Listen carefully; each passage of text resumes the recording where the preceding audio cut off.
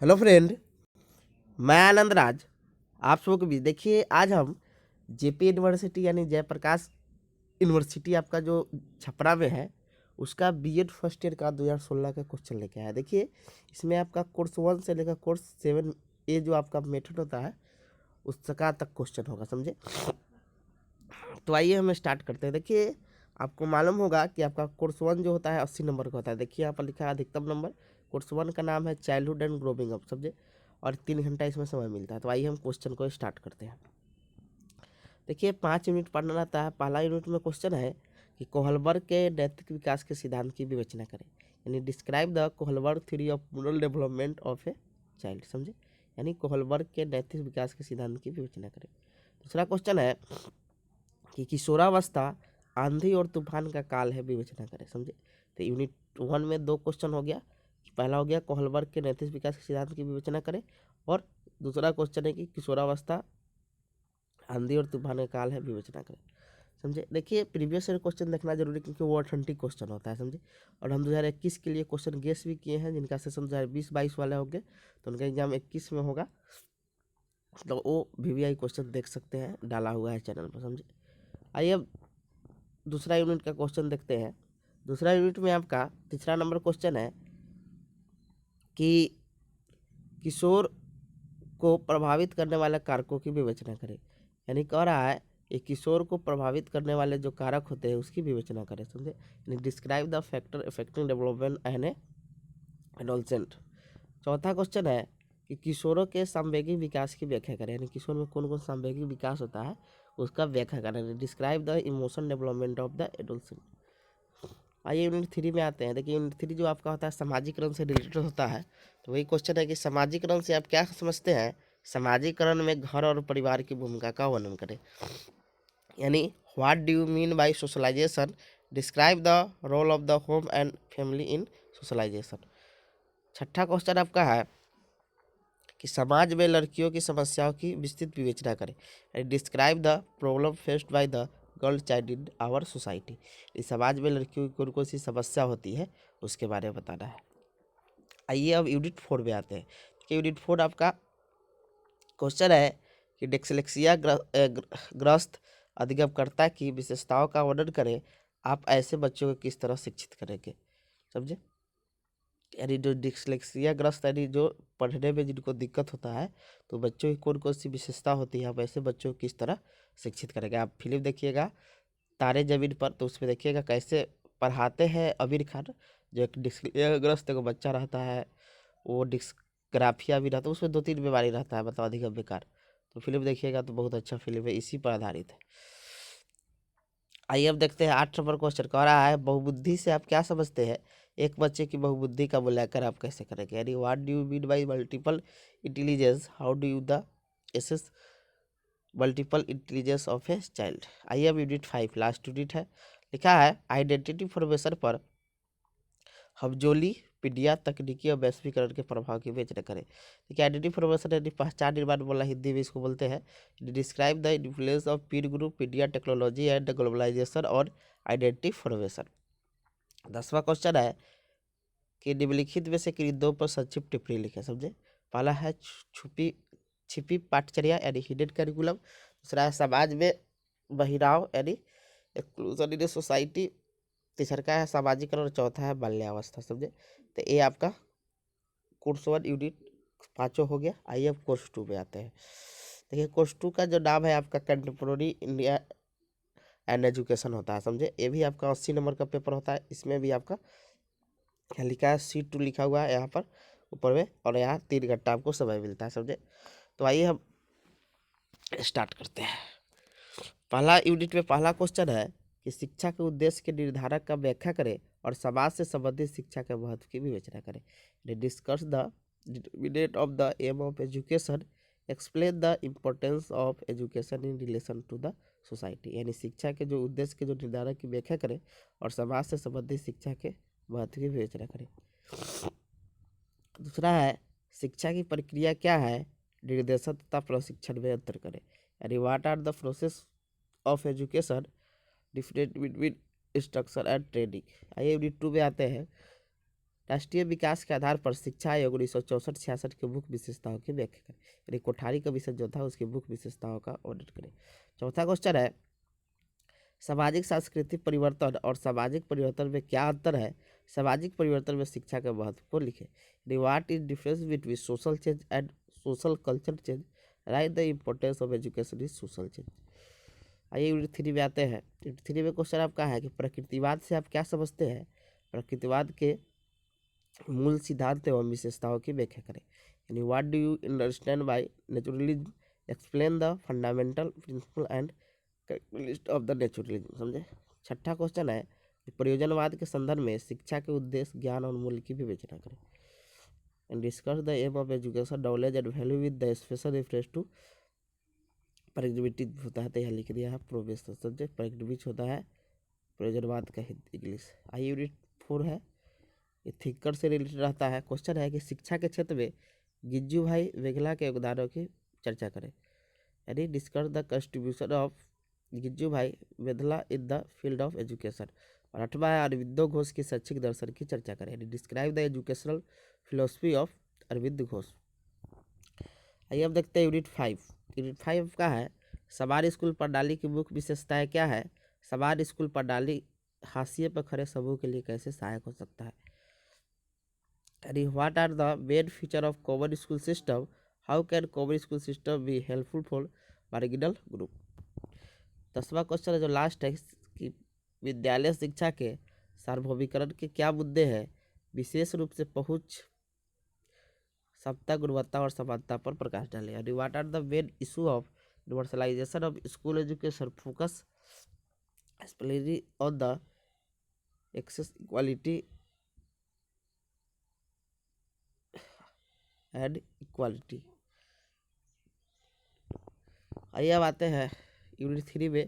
ये भी आपका 80 नंबर का पेपर होता है, इसमें भी 3 घंटा मिलता है, जिसका कोर्स 3 होता है कोड। समझे। इसका नाम है लर्निंग एंड टीचिंग। आइए अब देखते हैं पहला यूनिट में पहला क्वेश्चन है कि अधिगम के विभिन्न सिद्धांतों और उनकी प्रकृति का विवेचना करें, describe the nature and learning and its barrier principle. दूसरा क्वेश्चन है मानवीय अधिगम सिद्धांतों से आप क्या समझते हैं, इसके सार घटक की विवेचना करें, what do understand by heuristic learning theory, discoverist principle. Unit 2 में आपका क्वेश्चन है कि प्रेरणा क्या है, इसके विभिन्न प्रकार और व्यक्तियों का वर्णन करें, what are the motivation, explain its type and techniques. चौथा है अधिगम क्या है, व्यवहारवाद अधिगम सिद्धांत कैसे विद्यार्थियों के लिए सहायक हो सकता है, what is learning, how can help you the basic approach of learning through the learner. आइए यूनिट 3 में आते हैं कि व्यवसायिक पहचान क्या है, यह शिक्षा के लिए क्यों जरूरी है, यानी what is the professional identity, why is it need for a teacher. छठा क्वेश्चन है कि शिक्षण की अंतःक्रिया अवस्था में शिक्षक की भूमिका का विश्लेषण कीजिए, अंतःक्रिया अवस्था के विभिन्न तत्वों की विवेचना करें, realise the teacher role in the interactive phase, discuss the various element of interactive phase. Unit 4 में क्वेश्चन है कि पाठ योजना के उद्देश्य और लक्ष्यों को स्पष्ट करें, 10वीं कक्षा के लिए एक पाठ योजना तैयार करें, कोई भी तैयार कर सकते हैं, explain the aim and application of lesson planning, prepare या lesson planning for 10th class. 8वां क्वेश्चन है कि शिक्षण कौशल क्या है, या देखभाल शिक्षण कौशल और विशिष्ट शिक्षण कौशल में कैसे भिन्न है। यूनिट 5 जो लास्ट आपका है, भिन्न उद्दीपन क्या है, एक शिक्षक अपने विद्यार्थियों का कैसे ध्यान अनवरत रख सकता है, what is the stimulus variation, how can sustain a teacher attention to the their learner. Last question है आपका कि शिक्षण के तकनीकों की विवेचना करते हुए उनके रीतियों की व्याख्या करें, शिक्षण रीति के बारे में बताना है, describe the strategy of the teaching and explain different types. अब आइए आपका कोर्स 4 आपका है, जिसे लैंग्वेज अक्रॉस द कैरिकुलम बोलते हैं।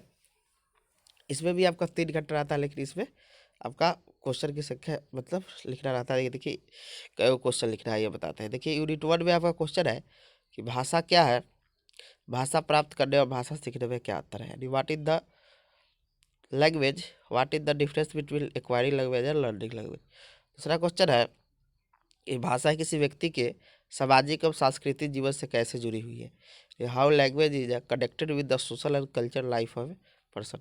यूनिट 2 में आपका क्वेश्चन है कि संपूर्ण पाठ्यक्रम में भाषा से आप क्या समझते हैं, इसकी भूमिका और महत्व उदाहरण सहित वर्णन करें। What do you mean by language across the curriculum, describe its role and importance with example. चौथा क्वेश्चन है कि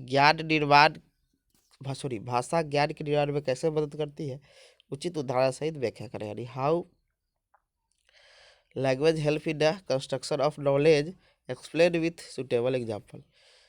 यूनिट 3 में आपका क्वेश्चन है कि अनुच्छेद 343 से 351 के अनुसार भारत में भाषा की स्थिति का वर्णन करें।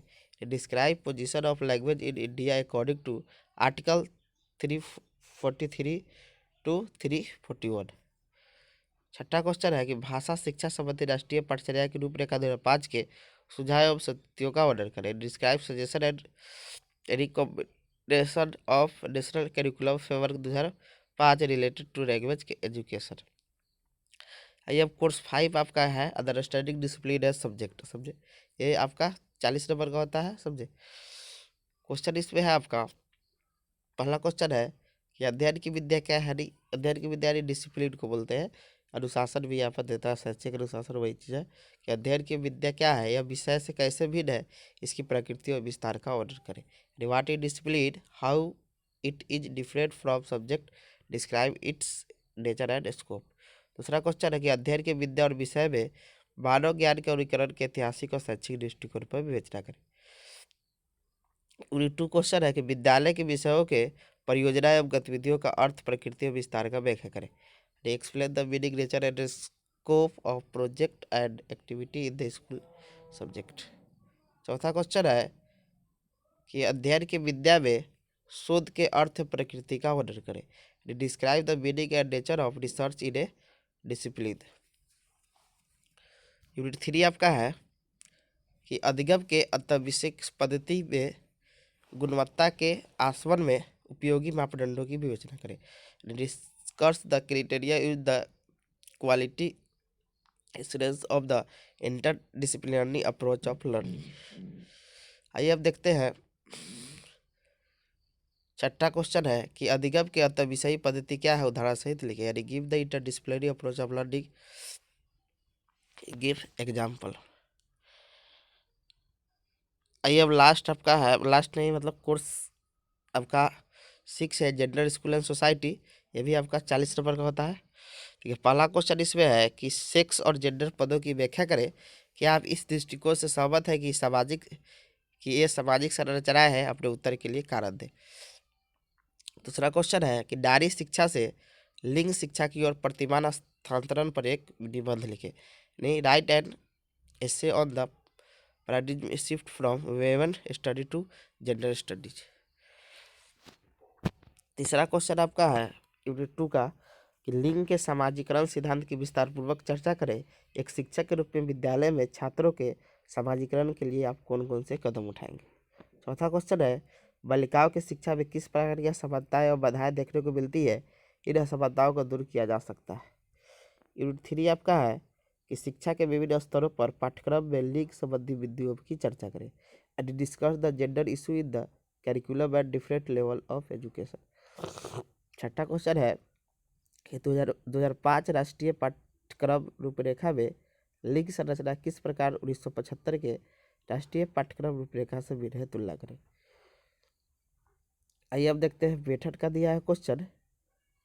समझे, मेथड का है, भूगोल का है। समझे, तो भूगोल का है, जिनका मेथड भूगोल होगा उनका ये भी 3 घंटा 40 नंबर का पेपर होता है। देखिए पहला यूनिट में क्वेश्चन है कि विद्यालय में भूगोल क्यों पढ़ाने की आवश्यकता है। Why geography should be taught in the school. दूसरा क्वेश्चन है कि भूगोल विज्ञान और कला दोनों का संबंध है, इस कथन की पुष्टि करें। तो यूनिट 2 में क्वेश्चन है कि भूगोल के पाठ्यपुस्तक की विशेषताओं की उल्लेख करें। चौथा क्वेश्चन है कि भूगोल पाठ्यक्रम की संरचना के समय किस सिद्धांतों को ध्यान में रखना चाहिए। यूनिट 3 का क्वेश्चन है कि प्रयोजन विधि की प्रक्रिया, गुण और दोष का वर्णन करें। लास्ट क्वेश्चन है कि प्रादेशिक विधि द्वारा भूगोल पढ़ाने की प्रक्रिया को धारा सहित विचार करें। तो ये आपका हो गया, समझे, अब खत्म हो गया। Thank you.